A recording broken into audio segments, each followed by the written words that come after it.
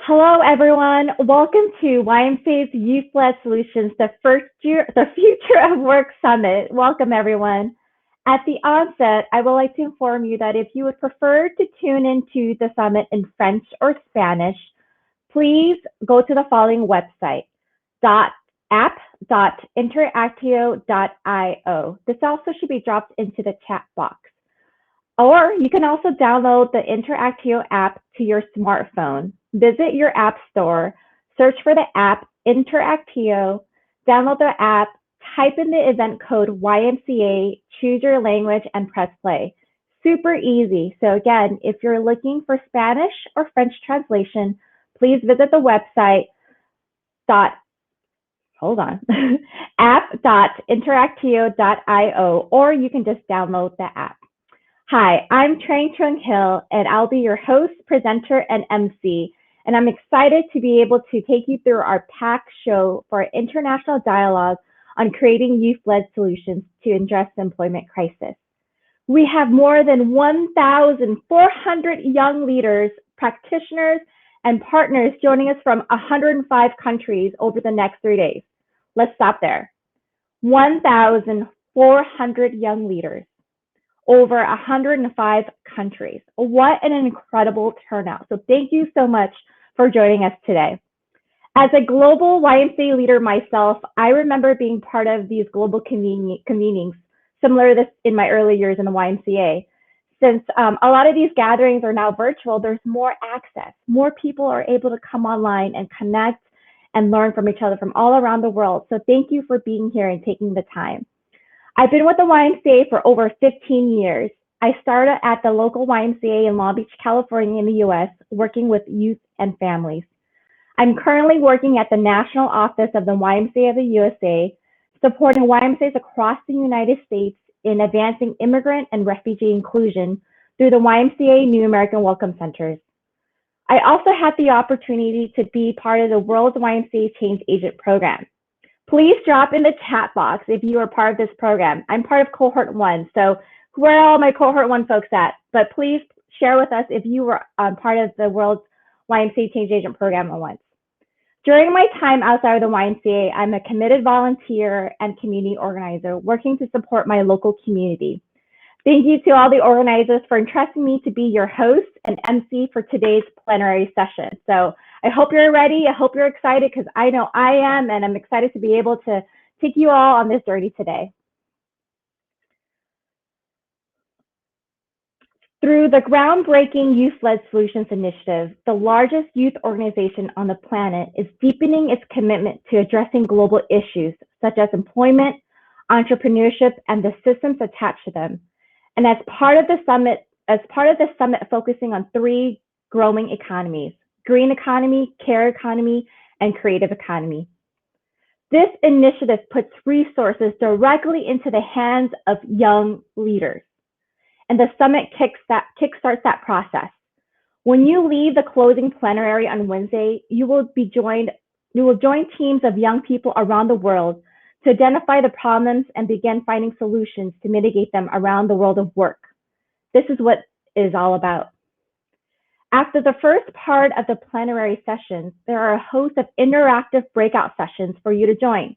Coming up in the next 15 minutes, we will have our first panel discussion, setting the backdrop. How do young people prepare today for the future of work? But before we get started, let's take a little look at what YMCA's Future Summit is all about.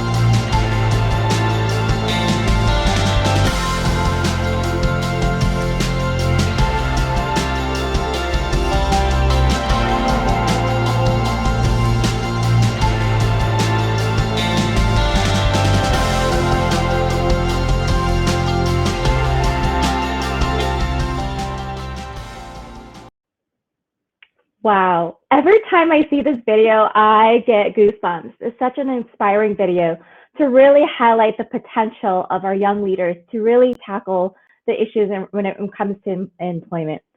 That just sets some of the backdrop for the next 3 days.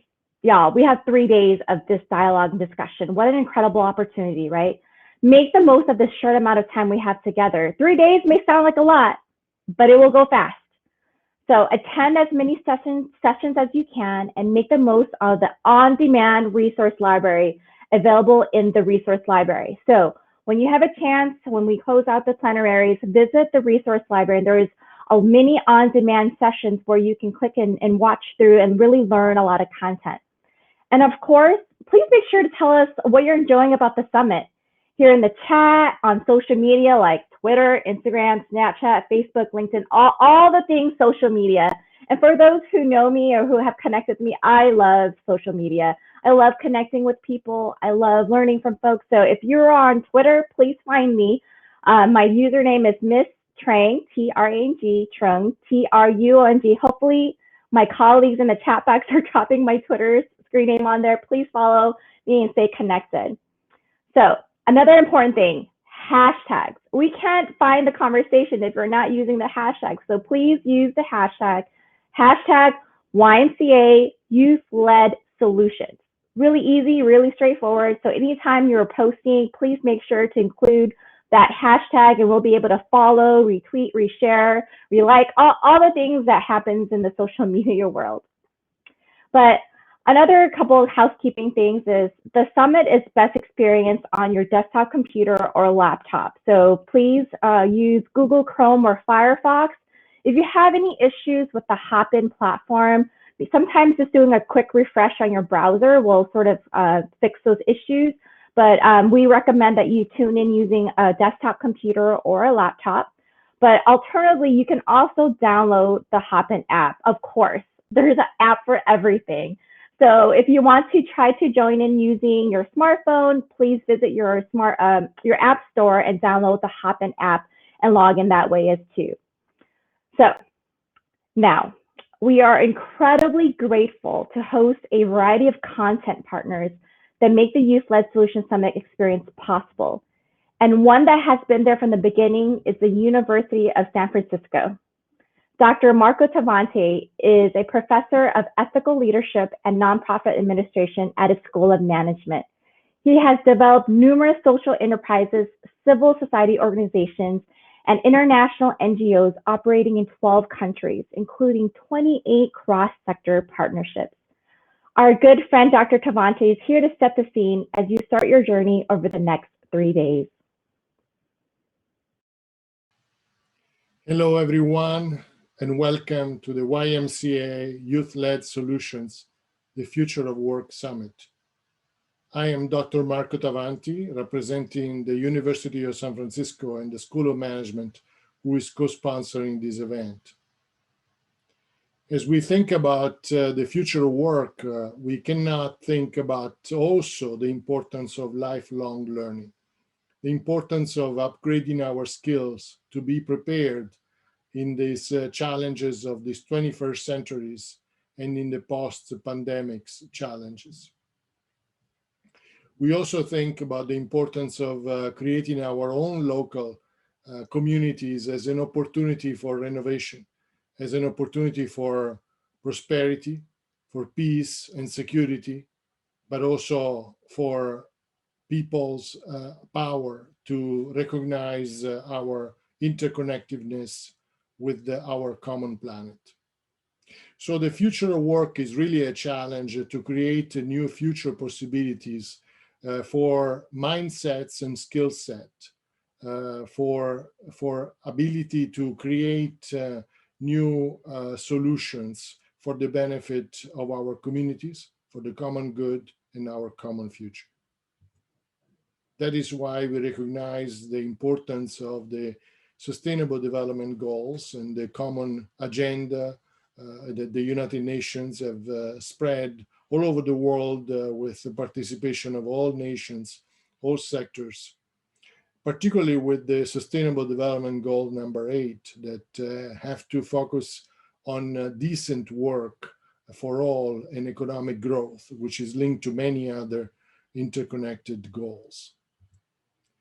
That's why we talk about the importance of focusing on a future that is led by green economy, by green jobs, by sustainability solutions. And we are really excited about those new possibilities for creating better conditions for all, but particularly for future generations. We also talk about the level of care economy, where we recognize the importance of serving our common humanity, our many level of needs that we have seen, particularly during the pandemic, are so essential. From healthcare to care of our elderly and children, in education, and many other type of services. We also talk about the creative economy that has to do with the importance of creating innovative solutions, particularly innovation for good, this social innovation, this sustainability innovation that we all need to contribute to find better approaches. We have seen how during the COVID-19 and the pandemic, many of the jobs have been challenged, have been disrupted. And we have seen really the acceleration of the future of work. While we hope to go back in some level of normalcy, we also recognize that these dimensions will continue and will be projected within the future, particularly in the level of work. While we all think that eventually robotics and artificial intelligence that will surely advance more in the future decades will not necessarily substitute the work or the workers, human work, but rather to accompany them in new solutions to better our own life. That's why it's important to upgrade and recognize the changes in the workforces and how a diversity and a continuous education is necessary to accompany this revolution. Also, the workplaces are changing, as we have seen, not only in terms of remote working access or smart working, but also collaborative type of solutions. So my desire, my wishes to all of you is to engage in this process and to work toward a better future, because the future of work starts with you, starts with all of us, with our shared responsibility, not only to acquire competitive and technologically advantageous works, but also a sustainable careers that will have a purposeful impact for all. As Michelangelo, an innovator of 500 years ago during the Italian Renaissance, used to say, think high, aim high, have a big dreams. And I'm very inspired by him, which was born in the same place where I was. And I hope that you, wherever you are around the world, can become an innovator for good, for a better future for all. Thank you.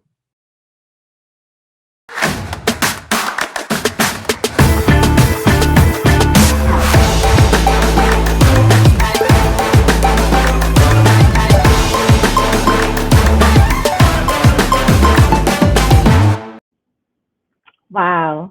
Thank you, Dr. Tavanti.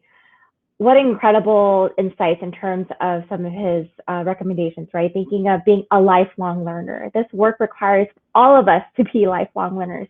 Thank you, Dr. Tavanti, for your continued support, leadership, and commitment to youth-led solutions. The Youth-Led Solutions Initiative was born out of the global YMCA's commitment to the young people and to the UN Sustainable Development Goals. 17 goals and 169 targets for the world to achieve by 2030. These goals provide the blueprint for realizing a sustainable and equitable world that leaves no one behind. But we still have a long way to go to achieve our dream of a sustainable world. It is clear that civil society is not doing enough. World leaders and governments are not moving fast enough. Thus, there is an urgent need for action at all levels. So, before we move into the next segment, we'd love to hear what folks are sharing. So give me a second while I check out the chat here. So some shout outs here. We have Evelyn Pillai from Ecuador. Sol Rubino in Argentina, Antoinette Chemlambe from Zambia, Adriana Stanovich in Chicago, Ayo Andrew of the Change Agent Cohort 4 says, collectively, we are in good hands to explore a world of work and transformation, a world of opportunity for young people. Wow. Thank you, Ayo. That was amazing. Incredible. So, how do young people prepare right now for the future of work?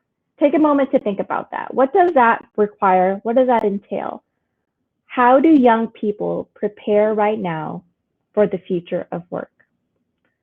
That's going to be the subject of our first panel discussion. And to moderate it, I welcome Kathleen Elfeg, Senior Advisor on Development and Alliances at the World YMCA. She's particularly passionate about supporting businesses, communities, and people to unlock new opportunities in the future of work through innovative skilling initiatives that access hidden talent pools and build inclusion, diversity, and gender equity in the workplace. Kathleen, over to you. Thanks, Trang, so much for that great introduction. I'm delighted to be here. Hi, everyone, wherever you are around the world. Welcome to this opening panel of the YMCA's Youth-Led Solutions Future of Work Summit, where we'll explore the question, as Trang just said, how do young people prepare today for the future of work? Before we get going, I'd like to introduce you to our panelists, three impressive individuals who have a keen understanding of the challenges and the opportunities awaiting young people in a world of work in transformation. Hannah is Youth Engagement Specialist in the Generation Unlimited global team, where she plays a key leadership role introducing youth engagement practices in governance and programs, including at the country level. Having been a young refugee and war survivor in Kosovo herself, Hannah creates programs to help marginalized adolescents with adverse experiences reach their full potential. Maria is founder of Edimus. Edimus enables working professionals to contribute to the education of Estonian youth. She is a Junior Achievement alumni from Estonia. And Christian is advisory partner and human resource leader at PwC. For the last 10 years, Christian has specialized in the changing work environment, including the consequences of new business models, the green wave, and digitization on jobs. He authored Upskill, 6 Steps to Unlock Economic Opportunities for All, and developed an SaaS platform that enables corporations and governments to upskill at scale. It's called the Skills Expander. Today, he advises numerous governments and organizations around the world and is a regular speaker on the future of work. I'm so excited you could all be here. Thank you so much. A few quick words to our audience. This is a 20-minute panel and will be followed by a 30-minute breakout with our panelists, during which you'll be able to ask our panelists questions. So hold on to your questions and join us afterwards for the interactive breakout. Christian, Hannah, Maria, let's get to it. Maybe a quick few words of just context here. I mean, we heard a lot from Professor Chavanti earlier. What we haven't heard yet, and this is astounding, according to the United Nations, our world today is home to the largest generation of youth in history. At 1.8 billion worldwide, 1 out of 5 people globally are between the ages of 15 and 24. Nearly 90% of young people in this age group live in developing countries. COVID-19, we're all still going through it. We're not quite out the end yet. It has cast a long shadow over the futures of young people around the world. According to UNESCO, 90% of young people experience school closures, and ILO is telling us that 65 million young people lost their jobs. At the same time, the ongoing transformations in labor markets, as we heard earlier, driven by trends such as technological disruption, climate change, demographic shifts, and the global pandemic, have accelerated the emergence of vastly new job opportunities in areas such as the green, care, and creative economy, as well as completely new ways of working, including the gig economy. The World Economic Forum's 2020 Future Jobs Report notes, I mean, we're talking here about the future of work, but the future of work is here, it's arrived, and the pace of tech adoption will continue unabated. The skills gaps, and this is an area where you are all working, continue to be high as in-demand skills across jobs change just in the next 5 years. So this is really very real and very, very relevant to young people today. In the absence, the World Economic Forum says, in the absence of proactive efforts, inequality is likely to be exacerbated by the dual impact of technology and the pandemic recession. At the moment, job destruction is happening faster than the creation of the jobs of tomorrow. If the jobs of tomorrow will require people to possess cross-cutting skills such as digital literacy, soft skills, and technology, the question is, where do young people get it? Because at the moment, many schools aren't equipping young people with a lot of these skills. Some are, but many are not. Nor are they teaching in a way that makes the most out of modern technology. So Christian, I saw you there a little bit skeptical about one of my questions, one of my points. It's a good thing because I'm going to put you on the hot spot first. PwC is on the pulse of many of the shifts in the world of work. What are the jobs that are emerging? What kinds of skills are most essential for young people? And to the topic of our panel here, how can young people prepare, particularly if they're not picking up some of these in-demand skills in school? Over to you, Christian. Yeah, thanks, Kathleen, and really happy to be with all of you today. Well, clearly, as you said, COVID has hit us quite heavily, and 250 million jobs has been destroyed over the COVID period. 250 million jobs destroyed. So that's somewhere the bad news. The good news is that there is a very rapid recovery as we speak, and you might have seen the employment creation in the US last week. And there is also a good news, which is that 150 million tech-enabled jobs will be created in the next 5 years. 150 million. So basically, there is room, and there is ample room to find a job. But of course, you need to have the skills to get there. Clearly, there is different pathways one could choose. Clearly, you've been mentioning all the green jobs, and I'll come back on that one. All jobs related to techno, of course, will be there. We are in the caring economy. There is also, maybe I get into a concrete example on the green jobs, because I think that's really what you want from us, is really to dig into it. So if you look at green jobs, what are we talking about? Because there is this buzzword going on, green, but what does it mean really? So a few examples. New energy. New energy, of course, you all know about energy produced by wind, by the sun, with hydrogen. Of course, those windmills, they will need to be built somewhere. When they're going to be on the ground, they will need to be to be maintained. Same with solar panels. Same with all those new technology with hydrogen. On agriculture, which is one of the main area for employment for instance, in Africa. I mean, organic farming. I know, for instance, I heard some people from Uganda are in the call here. This is kind of the pioneer for organic farming in Africa. But some other countries have less than 1% of their land, which is used an organic way, still using a lot of fertilizers in an appropriate way. So training in that area will be key to find jobs in the future. And maybe just to sum up on this one, I think last Friday was launched the United Nations Decade for Ecosystem Restoration. Well, this is clearly also a sign that all those jobs around green will be paramount in the year to come. And I will maybe stop here to leave some time for my partners. Christian, thank you very much. So hard-hitting insights, very hard-hitting insights, and I think a lot of great new thoughts for young people as they think about the direction that they want to take their jobs to. Hannah, Generation Unlimited works with young people and with multinational companies around the world, supporting young people to gain skills, in many of these areas that Christian has been talking about just now. What do you see are the greatest challenges that young people face? And what are the greatest opportunities in a world of work that is in transformation? Yeah, thank you. Thank you so much, Kathleen. And thank you for having me be part of this event. And thank you to all the young people that are participating here today.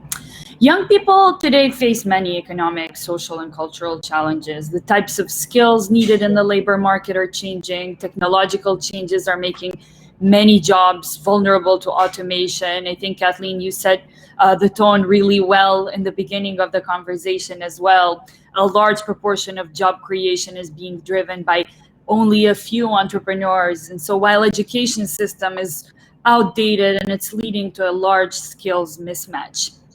One thing to say is that these challenges are even more acute for young people in disadvantaged communities, the ones that lack opportunities because of gender, disability, ethnic background, location, and so on.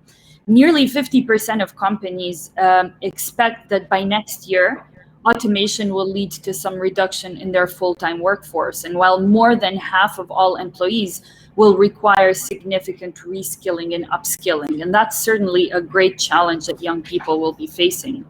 Career progression isn't linear either.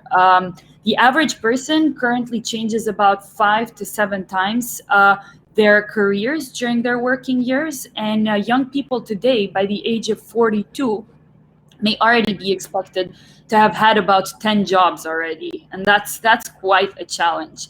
The nature of work has changed as well. I mean, it's predicted that by the end of the year, gig jobs will actually outnumber traditional 9-to-5 office-based jobs. And another statistic that's quite interesting is that by 2027, up to 60% of the workforce will consist of freelance professionals. And that's just to say that COVID-19 crisis has exacerbated these trends even further. But it's not all doom and gloom, of course. On the plus side, the pandemic has accelerated trends that have been a long time coming. Digitization of the workplaces, the platform economy, expansion of remote and flexible work, and above all, which is where Generation Unlimited focuses a lot of its time, virtual remote education. There are amazing opportunities in the digital skill building sphere, and world-class platforms are already emerging, bridging that gap, that skills mismatch gap that I mentioned, and offering unprecedented opportunities for education to every young person wherever they may be. The current moment also provides an opportunity for leaders in the business, government, public policy space to focus common efforts in improving the access and delivery of reskilling and upskilling opportunities. And I think this is one of the key strategic priority areas that Generation Unlimited is focusing on. And as a public-private youth partnership, we're focusing all of our efforts in bringing all these leaders together to make not only positive change, but mitigate the issues around challenges young people face in the future of work. Anna, thank you very much. So I think, one of the key takeaways I take from both of your talks is digital, and technology. This is something that in one way or another, whether in agriculture or other jobs, young people will need to gain a variety of digital skills. Maria, over to you. A question for you. You've chosen to take a different pathway. We often consider the school to work transition. One finishes university, you get a job somewhere, you work your way up the career ladder, and so on. Even if we do change jobs many times in our life, usually one seeks an employer after college. You took a different pathway. What motivated you to choose to become an entrepreneur, and what advice do you have for young people thinking about setting up their own business?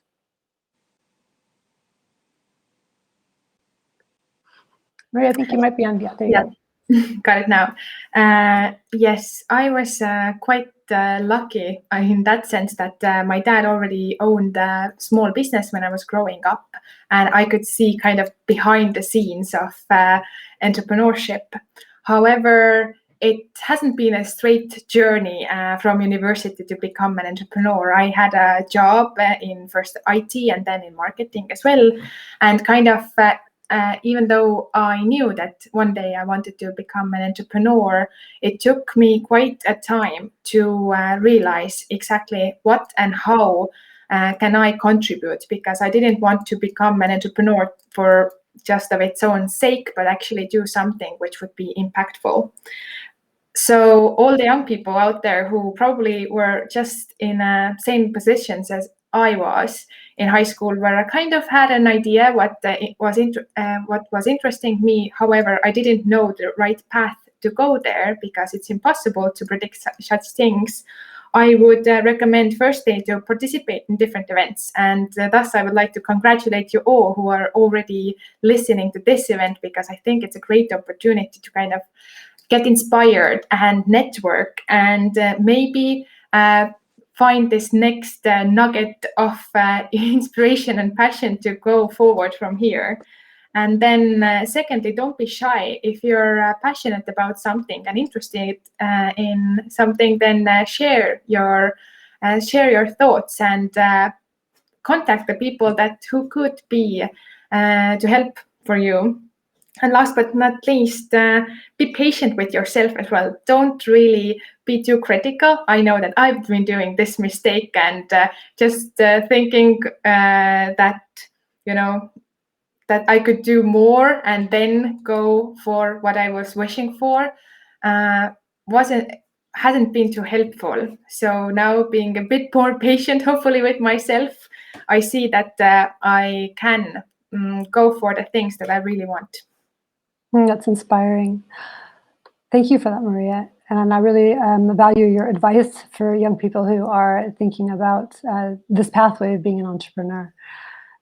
We have a few more minutes left in this session, and I want to pick up on something that Professor Tavanti mentioned in the very beginning, and that is the question of lifelong learning. Kristen, you have changed jobs many times in your life. Hanna, you mentioned that young people might even expect to change their roles as many as 10 times in their life. And Maria, you started out your own business, but maybe it will be so successful you'll sell it and you'll go off and do something else. So what is the role that lifelong learning plays, and what does that actually mean anyway? And what about young people who are getting a degree today? Is it worth it? Should they get a degree? Should they do something else? But really, what is the role of lifelong learning? Christine, I'm going to go back to you first. Yeah, thanks a lot for that important question, Kathleen. Well, of course, it's still worth having a degree. I think for me, a degree is just like a key to unlock a door. And depending on what kind of degree you have, you just unlock a specific door. But how long is that key worth? I mean, that's the most important thing. For how long is that key going to open the door? And is it going to be easy in the beginning? Kind of, depending on what you've been studying and where and which language and additional skills you're adding to the pot. Like obviously the emotional skills, but also curiosity, social skills, etc. But after 5 years kind of plus, that key will be kind of used, most likely, or to a large extent. And there's going to be your experience that will be building on that key. And of course, you are going to be learning over and over.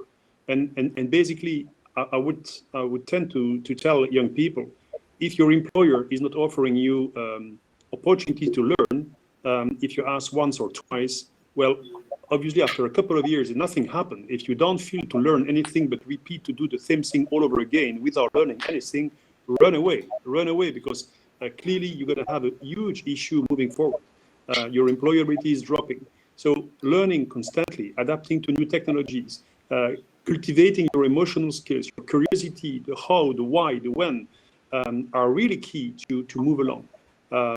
Networking, I mean, this is also something which is absolutely key in the current world. So lifelong learning is paramount. I mean, it was already, it's becoming now mandatory. Thank you, Christian. Hanna, I'm going to look to you because I know that Generation Unlimited, of course, is doing a lot on skilling and learning. What role does lifelong learning play for you in keeping young people employable, helping young people to stay employable? Yeah, thank you.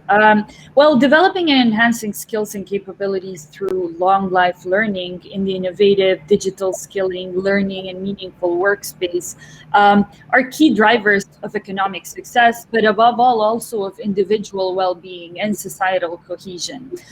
We absolutely need to focus on lifelong learning, on upskilling and on reskilling. So I really appreciate what Christian was mentioning earlier about jobs having a learning component, a reskilling component continuously.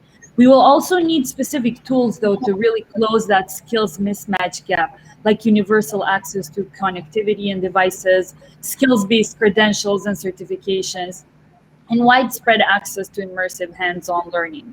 And there's many pathways to get to these outcomes. Formal education is one of them. Digital skill building is another private sector sponsored skills-based work, internships, apprenticeships, etc. One thing to say about university degrees you mentioned earlier, Kathleen, I would say an emerging fact is that formal education diplomas as a skills proxy are diminishing in significance.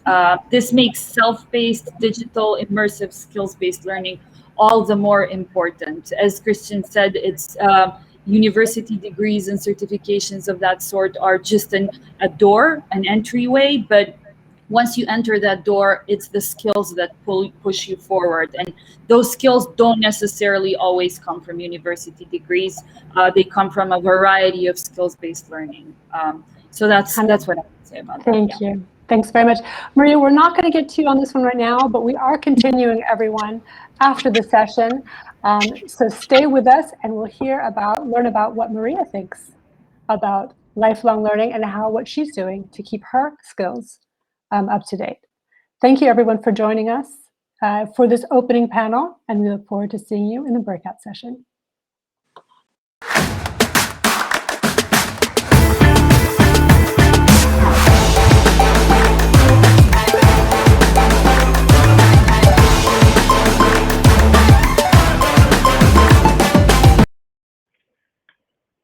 Wow. What I got out of that was skills learning and lifelong learning again. Thank you, Kathleen, Christian, Maria, and Hannah for just sharing your thoughts and experiences. Remember, if you're interested in continuing the conversation, please make sure to join the breakout session after this plenary, and you're able to go into some Q&A with Kathleen, Christian, Maria, and Hannah.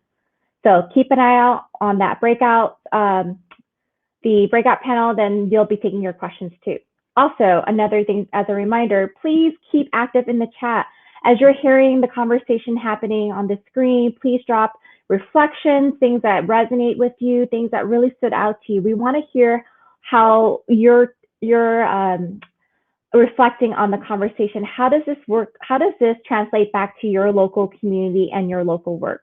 Another thing too, I've been also monitoring different social media platforms, and there's not a whole lot of activity quite yet, but I'm certain that folks are still trying to, navigate between Hopin and social media, but please make sure you're using hashtag YMCA Youth-Led Solutions as we are continuing the dialogue. Let us know where you're joining us from today.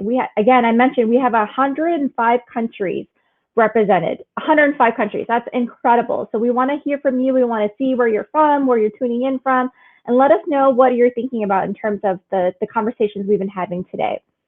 So the summit was the result of several months of planning by a group of young, dynamic leaders representing every continent. Their vision is at the heart of YMCA's Youth-Led Solutions, the Future of Work Summit. Over to them. Hi, I'm Carolina. I'm from YMCA Colombia. My name is Shaquille Kareem. My name is Ronald Senghor from the Gambia. And I'm from the United States of America. Welcome to YMCA's Youth-Led Solutions, the Future of Work Summit. We are part of a global planning team, and over the last 6 months have designed, created, and carefully planned the next 3 days. Our Future of Work Summit is designed to create new mediums in which you can explore new opportunities to create employment and entrepreneurship solutions and create systems change now, plus in a COVID-free world. More than 1,000 young people and practitioners from 95 countries are joining us in the next 3 days. You will have the opportunity to meet, network, and learn from different experts around the world. There are 4 plenary sessions in total. There's one today that's broken up into 2 parts, 2 tomorrow, and 1 on Wednesday, which is also broken up in 2 parts.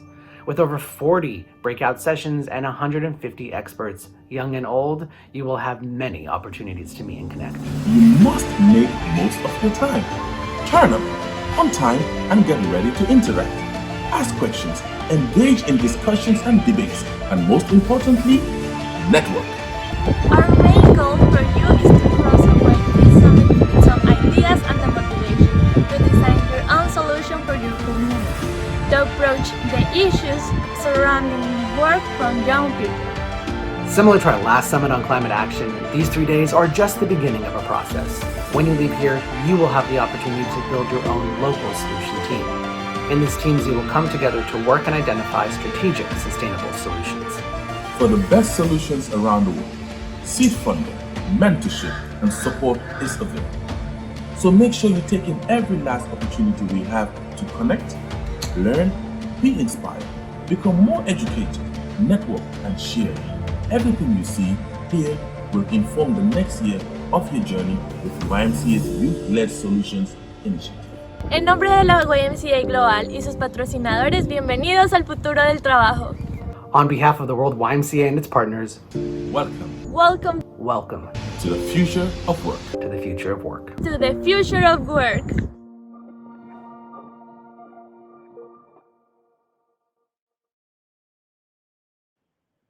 Welcome to the future of work. Wow. Thank you so much, Carolina, Ronald, and Shaquille, and the entire Global Planning Committee for all of your hard work over the last 7 months. I know that this was not something easy to put together, so thank you so much for your dedication and commitment.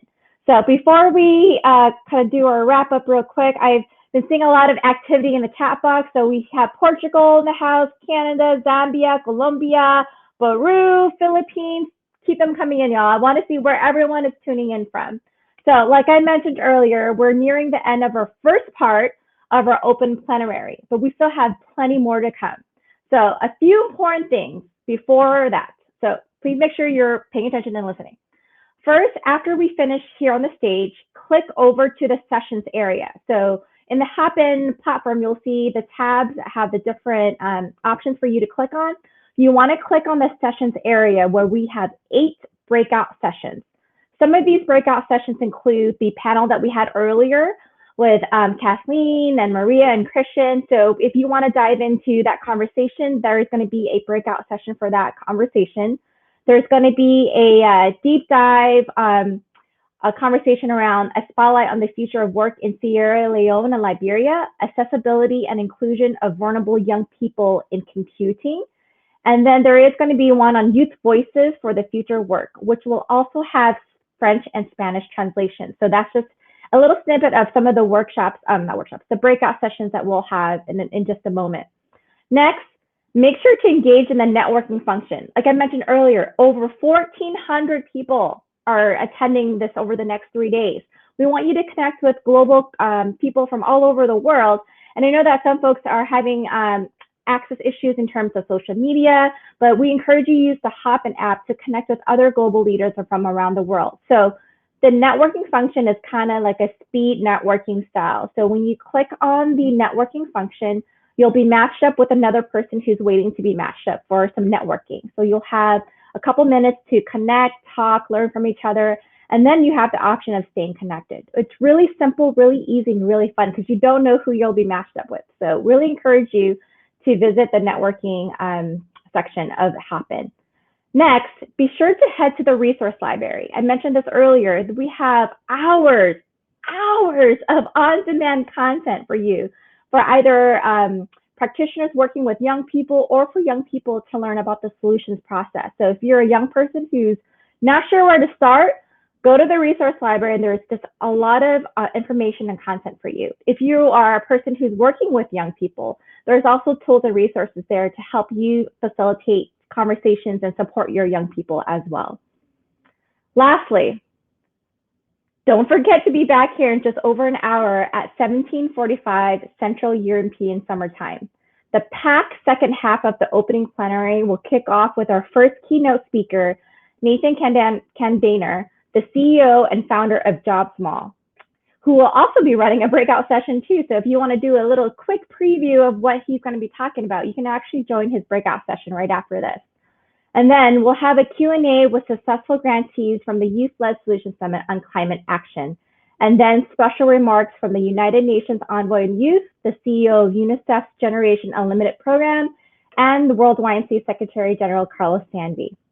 So that's sort of all my wrap up. Please keep posting on social media. I'm going to be checking in just a moment and retweeting and resharing. If you're on Instagram, Facebook, Twitter, all social media, you don't have to just limit yourself to Twitter, but we want to hear from you.